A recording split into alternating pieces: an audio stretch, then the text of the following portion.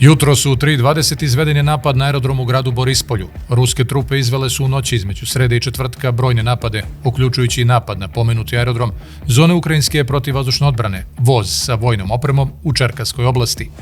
Ponovo se na udaru našla luka Izmail, gde je prema ruskim izvorima nakon napada izvedena evakuacija stranih oficira.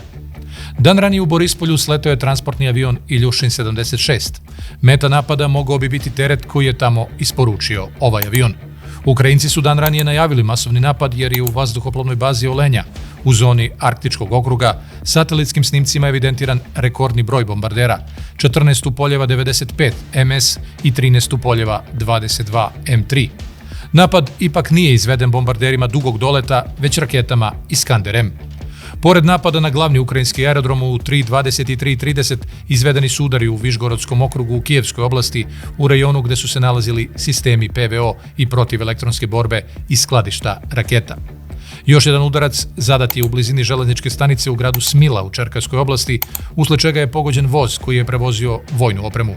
U luci Izmail u Odeskoj oblasti, prema ruskim izvorima, nakon serije helikopterskih letova prema Rumuniji, evakuisana su 3 strana oficira.